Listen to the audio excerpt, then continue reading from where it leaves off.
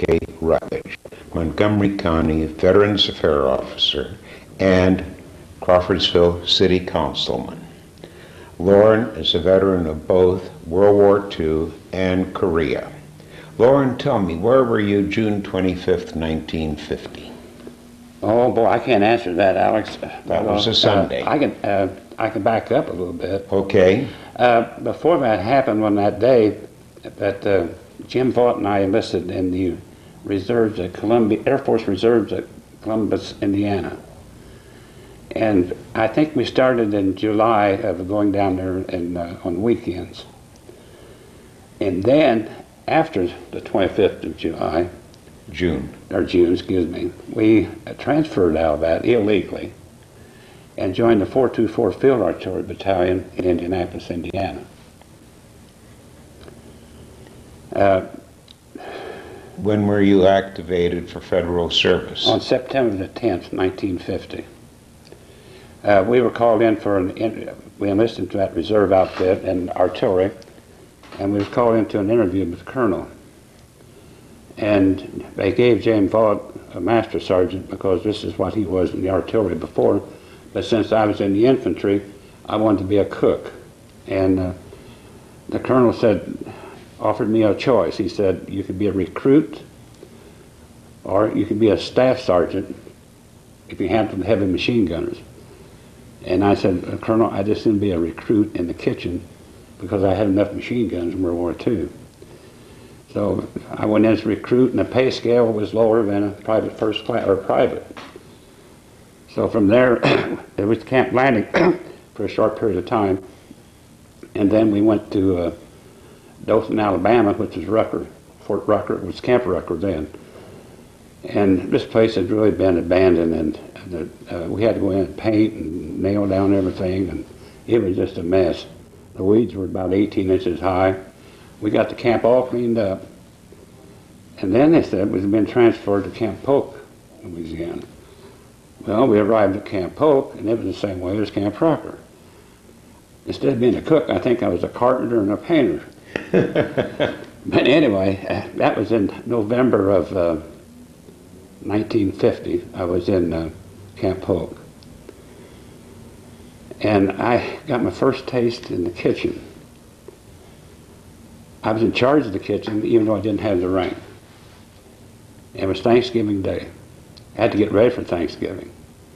So they had civilian cooks at that time, and he's the one that was in charge of us, so we cooked. We was up all night cooking that darn meal for Thanksgiving. And that was really something that I didn't welcome too much, but we survived. The meal was good. So after that, I became involved with the kitchen full time, and then I eventually, the colonel put me in charge of the kitchen, and I went from like recruit, I went to PFC, I went to corporal and so forth, till I got a sergeant first class, and I was actually a mess sergeant, and I think sometimes I wonder why they call it a mess sergeant. When did you leave for Korea? I think it was that part of October to 1st of November. Now, I would like to back up a little bit. Okay. While I was in Camp Polk, of course, I was married, and my wife was pregnant. And I think I had 6 weeks to ship out. And she was due. And so she went to the doctor, and, we wanted to get her, have birth, So I took her out in the car. It was all this tough terrain trying to induce and it didn't do any good, I don't think. Anyway, my daughter was born at Camp Polk, Louisiana, and that was on September the 15th.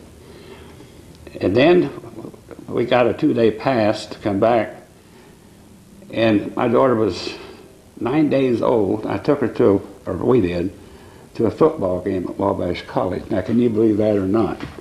Well, I'm sort of a football fanatic anyway, so anyway, my daughter was born in Camp Polk, Louisiana. And then I went from Camp Polk, Louisiana to Camp Stoneman, California, to ship overseas. And we got a 3 or 4 day pass in San Francisco and lived up a little bit. Loran, Camp Stoneman no longer exists in Pittsburgh, California. They've torn it down, made it into a park. I found that out last time I visited California. I wasn't aware of that. So Camp Stoneman no longer exists. Yes, okay. Well, sometime that part of October, November, we took off for Korea. And I was in the mess hall, mess sergeant, so I thought, now they're going to get me for KP or something, so I'll just try to hide. Well, they found me, and I was assigned to the kitchen, or a galley, or whatever you want to call it, and those boats, or Navy, you know, I'm not too familiar with the Navy. So I had to work in that kitchen all the way over to Japan. Where did you land in Japan? Also what? Yosu. O-L-S-O, isn't it? Y-U-S-O, Yuso. Was it? I don't know. I don't know. Was it on the southern tip of? Yes. On the southern tip. And then we took a train to the other side of Japan, and then we got on another boat and went to Korea from there. Where'd you land there? In Busan? Yes, landed in Busan.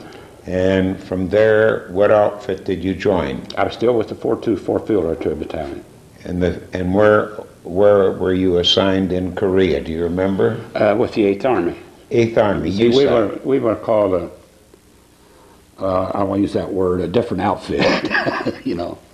So we were assigned to the Corps. Or, yeah, I think it was a Corps. And then you went up to the 38th, I take it. I think you're right. We was, maybe 60, 70 miles north of Seoul. Now, as long as I was in Korea, I was only in 2 different places. We had 4 batteries, and each battery was assigned to a unit with this 8-inch howitzer. And so all we were, the line was a stalemate. And I think we were there maybe 2 or 3 months at one place, and then we moved to another place. And I was only under fire, I think, once or twice. Compare my time in Korea with somebody else's in the infantry. I had it easy. I was in, like I said, in the kitchen, and with the 8-inch howitzers, we were approximately 7, 8 miles behind the line, and the only thing we had to worry about was feeding the troops and keeping warm. Were you ever fired upon? Yes, this general or colonel, he had an idea. Boy, it was a no-brainer. The 8-inch howitzer had a range of, I think it was 9 miles. Well, if we're 6 miles in back of the front, that means you only get 3 miles ahead of the infantry. So he told us, or assigned us to an area. At Hale was called Papasan. You ever hear that? Papasan? Sure. What was that, 1081? Or wasn't that the height of it, 1081? Of the mountain? Yeah. Yeah, okay. So we went up there and we went fire point blank in that mountain, you know, in those tunnels and so forth. Well, I don't know why he did that, because the airplanes keep, you know, jets going there hammering every day, and they're still there, you know. But anyway, this is what he wanted to do. So went up there and they set the trails out wide and set the 8-inch howitzer in place. And I had to take lunch up to him. So I figured how far it was, but went up there and got them their lunch, and they fired 1 round. And then we got 1 round back, right in the middle of that trail. So I decided that wasn't for us, and so we pulled out. That was the only time I was actually under fire. Another time it always amuses me, we had a second lieutenant. Now I like second lieutenants, but you know, they try, you know. So we're in Korea, and the captain called me in. He said, "You were in World War II as a machine gunner, weren't you?" I said, "Yes." He said, "You know what an MLR is?" And I said, "Yes, I do." He said, "Well, we have a lieutenant replacement, and I want you to help him set up an MLR." And I said, "Sir, I'm a cook. This is why I'm in the kitchen." And he said, "You get your out there and and show them what an MLR is and to set it up. So we went out and we put up barbed wire and took hand grenades and stripped them, and got all ready. And so I set that machine gun up, and I set it up 18 inches off the ground. And the lieutenant looked at me and he said, "Now why in the devil would you set a machine gun up 18 inches off the ground?" I said, "Well, I was always taught that, that when you fire that machine gun, you're going to get them in the legs. And if you don't get them in the legs, when you go to hit the ground, you're going to get them a second time." And he said, "Well, that's good enough." So that said 18 inches off the ground. Right. Did you pick up your Purple Heart in Korea? No, that was in World War II. That was in World War II. Right. How long were you in Korea? How many months? Up there 8 months. 8 months. And the winter. And I'll tell you what, you were there, and I think I've been told that anywhere from 42 to, or 42 to 52 degrees below zero with a wind chill factor, and I believe it. I believe it. It was cold. Then when you rotated back to the zone of interior, did you get out immediately or did you go to another army post? We came back, and here again, on the troop ship, I had to cook. Now, I did this time, I thought, well, now I'm going to really foul them up. So they showed me that bunk on the troop ship. I said, this is fine. So the first sergeant and a couple of non-cons from down the other end. So I just thought, well, I'll just get up in the morning and I'll go down there and stay with them all day, and they can't locate me. And I won't have to get in that kitchen again. So I did that, and I'm sitting down there. Now, this is the first day. It must have been about 10, 11 o'clock in the morning. Here comes the corporal, the orderly. Says, "Sergeant Rutledge, just report to the kitchen." Now, I don't know if somebody set me up or not, but there it was, another 15 days in the kitchen again. So, but anyway, we got back, and I even forget, I think we landed in San Francisco. Another amusing point, I was in Korea there, and I had this magazine, I'm thumbing through it, and it said bikini bathing suits. Leopard designs, So I thought, well, I'll just have some fun with this. So I wrote that company. And I said, my wife is going to meet me at San Francisco at the port of the port there, and she's going to meet me, and she would like to have a swimming suit, bikini, and she's going to meet me in that bikini. And so I left it at that. And Juanita told me later, said she was living in Annapolis with First Sergeant's wife, said somebody knocked the door, and it was a representative from Life magazine. They wanted to put her on the cover in that bikini. And she says, "There's no way." She said she wasn't even going to San Francisco, let alone that bikini. So anyway, I was just a joke. I played on her. And I had that bikini, I don't know for how long, but we lost it in the movie and so forth. But anyway, we got back and went to Camp Carson, Colorado. And we wanted to fly back to in Annapolis, so we went to the Air Force, and see if they had a flight out to Annapolis. So we stood around and waited, and pretty soon the operational officer came out and said, "Yes, there's a plane going to Dayton." Now I said, "There's one thing about this. This is a general's plane, and you have to have your own food, because he's not going to sit there and eat steak sandwiches and see you guys back there drooling. So you're going to have to get something, so when he takes out his box lunch or whatever, then you're going to have to take yours out." So we ran to PX. I don't know what we got. It was this much of quick food. And then we landed at Dayton. So, and then from there I even forgot I can't remember how we got from Dayton back to Crawfordsville. Then when did you get out? June 8, 1952.